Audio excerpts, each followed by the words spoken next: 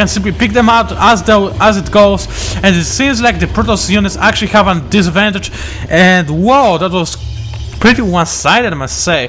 Right now the army is, well, according to the army stats, T1 has a bigger army, but that's mostly because, at least I believe so, of those harvesters.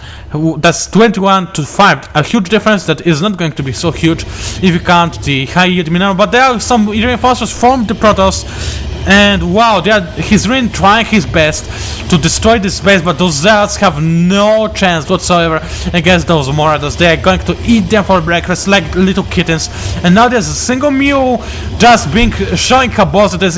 It is going to try and mine the cliff. Yes, it is mining the cliff. No, it actually was destroyed. So sad. The story of a mule is going to end, and now Rice is going to retreat once again from the high yield. He knows that there's no way he can defend it, even with the even with the SCVs he's got.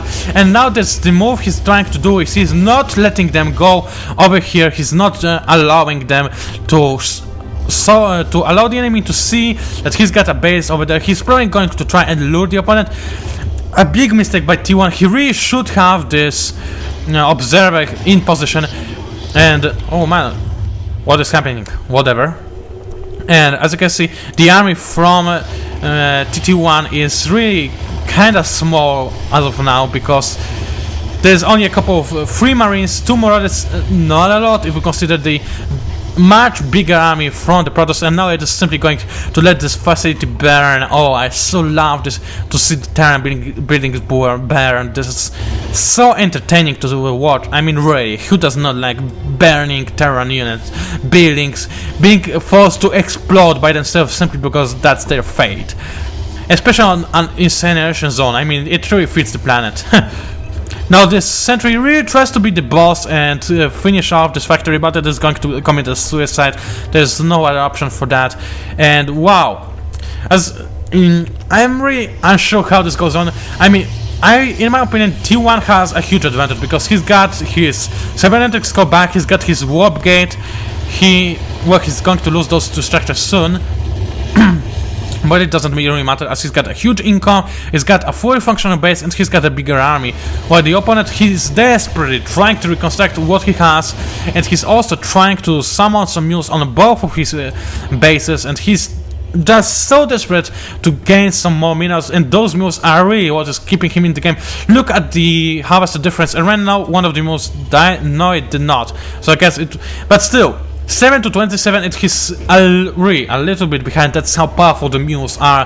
They are insane, and I have no idea what is stopping T1 from moving in. He does not know about this expansion, but he knows about this, and he really should make a push while this area is not bunkered up yet. And he definitely has a huge advantage. I mean, how could he possibly think he does not? So let's see. He is reset to the charge upgrade on his Zealots. So he is going to be actually able to catch up to those Marauders while he is finishing off those crystals. Now the problem is, he is going to soon have no crystals at all in his base, while the opponent still has... Oh wait a minute, there's a battle going on, and right now I do not see any Terran forces right here. They are simply, backing out. They do not feel like dying so far, and they are simply going to delay the encounter as long as they can. And now this position is really uncomfortable for T1 because he thinks that he owned this match, that he does not allow his opponent to harvest any minerals, and he can simply sit here and win the game. The fact is, and we know about it, that the situation is drastically different because of this single command center that is going to transform into an orbital command. This is going to be huge. So now, as we see, T1 is probably simply happily destroying those structures as he thinks, oh yeah, I already pretty much won this fight. Meanwhile, I missed this action. Oh my! Kawaii Rice is actually making a comeback, or trying to, by annihilating the main base from the Protoss with those little units he's got. I mean, the Nexus has a lot of shields, and there's a lot of other structures that are still in play. And now I can see some units being whooped in somewhere. I haven't... Oh yeah, the 2 Starcrafts over here. So now this is a huge hunt for the Pioneers to not only supply block, but also to,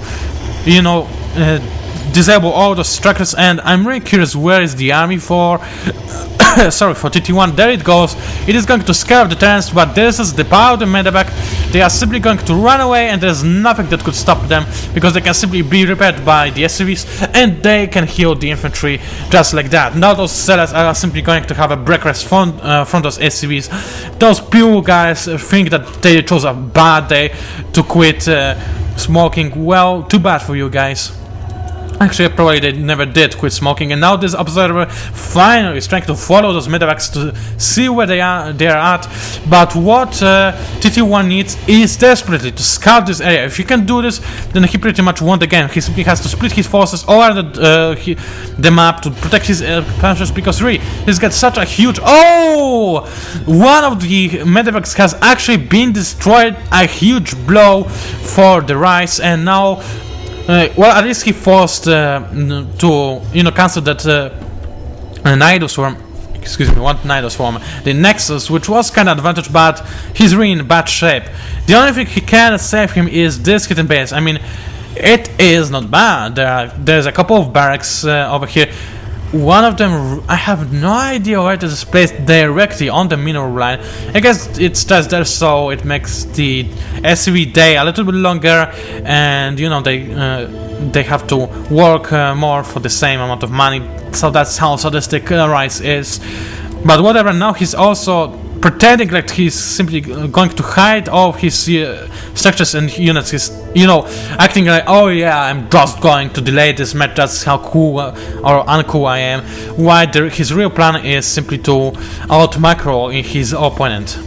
Because right now, believe me, T1 is not expecting what is to be expected, and there's no way he can assume that he doesn't have the advantage. That said, I'm really surprised he's not even trying to scout the map. I mean, if you are in the position T1 is in right now, you definitely must send a